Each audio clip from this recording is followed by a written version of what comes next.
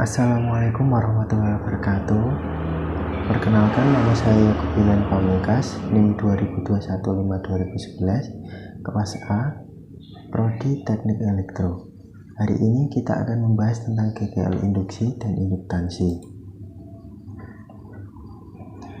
Induksi elektromagnetik.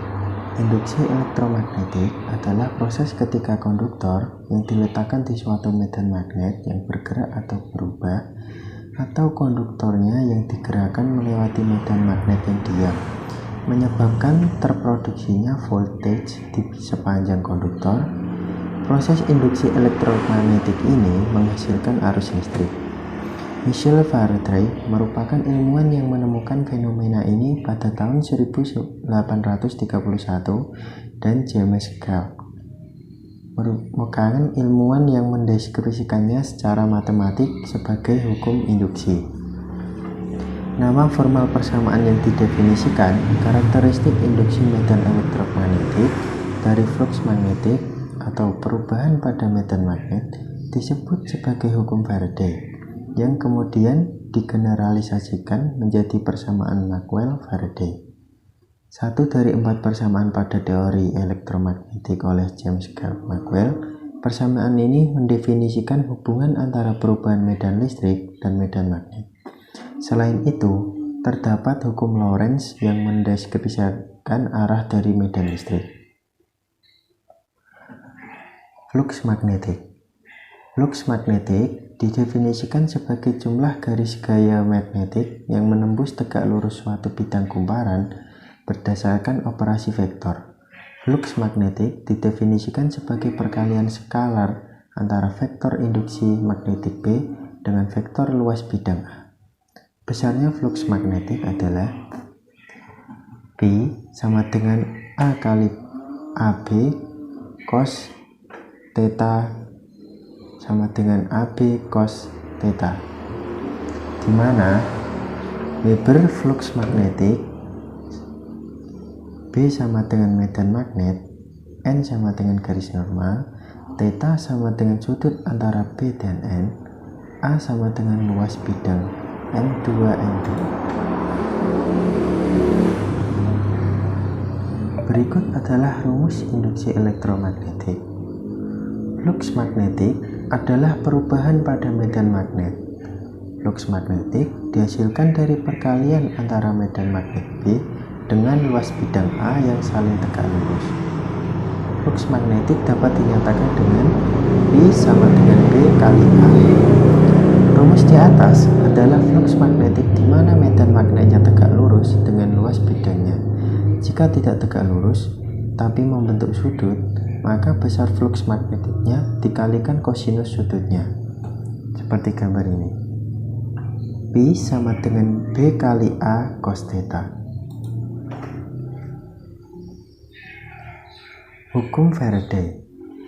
Hukum Faraday menyatakan bahwa jika jumlah flux magnetik yang memasuki suatu kumparan perubahan, maka pada ujung-ujung kumparan akan timbul GGL atau gaya gerak listrik induksi.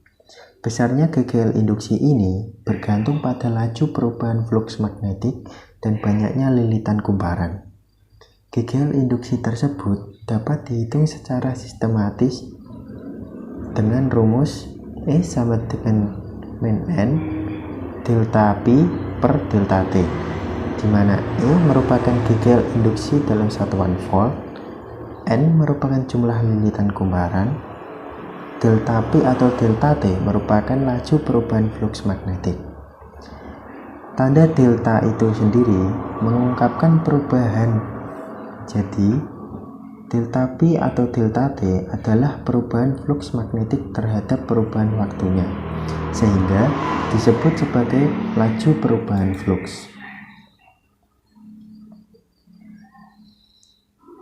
Berikut adalah gambar di mana batang magnet dimasukkan ke dalam kumparan, dan selama gerakan magnet batang jarum galvanometer menyimpang dari kedudukan semula. Pada saat magnet berhenti bergerak, jarum galvanometer kembali ke kedudukan semula. Pada saat magnet ditarik, jarum galvanometer menyimpang lagi dari kedudukan semula. tetapi arahnya berlawanan dengan pada saat magnet mendekati kumparan. Nah, hal ini menunjukkan bahwa dalam rangkaian terjadi arus listrik atau arus induksi akibat benda tegangan yang disebut GGL induksi. Hukum Faraday menyatakan bahwa besar GGL induksi yang terjadi dalam kumparan berbanding lurus dengan cepat perubahan flux magnetik yang dilingkupinya. Jadi, besarnya GGL induksi pada sebuah kumparan dengan N buah lilitan adalah E sama dengan min N kali delta dP per dt sama dengan min N kali A delta B per dt. N sama dengan banyak lilitan kumparan. dP per dt sama dengan laju perubahan flux magnetik. Hukum Lenz menyatakan bahwa arus induksi akan muncul pada arah yang demikian rupa sehingga arah induksi menentang perubahan yang dihasilkan. Jadi, arah arus induksi yang terjadi dalam suatu penghantar menimbulkan medan magnet yang saling bertolak belakang dengan menyebab perubahan medan magnet tersebut. Tanda minus pada persamaan Faraday di atas menunjukkan bahwa GGL atau appellation yang terbentuk memiliki arah yang bertolak belakang dengan flux magnet.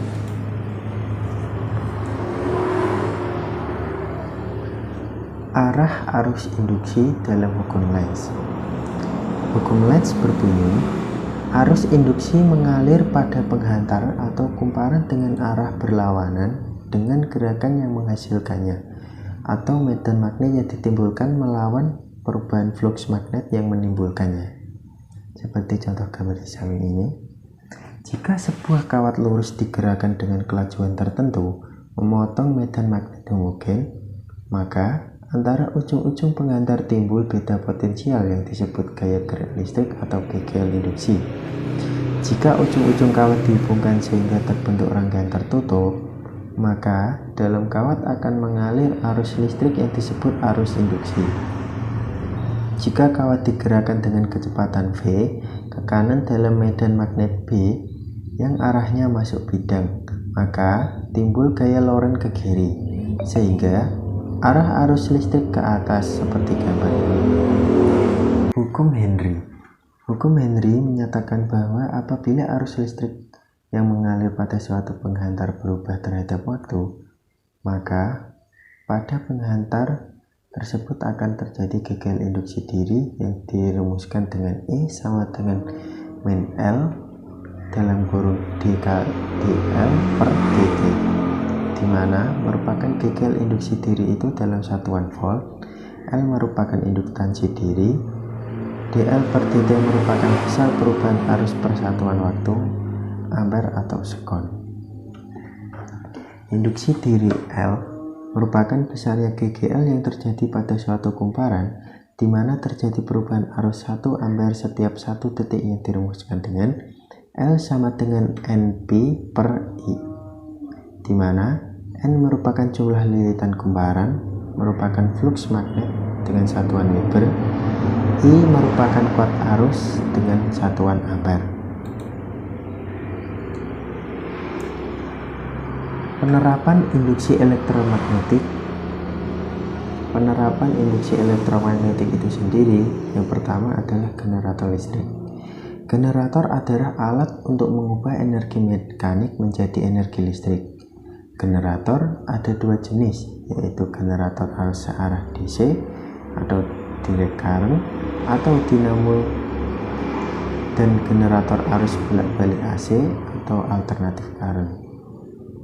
Generator bekerja berdasarkan prinsip induksi elektromagnetik, yaitu dengan memutar suatu kumparan dalam medan magnet sehingga timbul GGL induksi. Jika kumparan dengan N buah lilitan diputar dengan kecepatan sudut W, maka GGL induksi yang dihasilkan oleh generator adalah E sama dengan B kali A kali W kali N kali sin theta. Penerapan induksi elektromagnetik yang kedua yaitu transformator.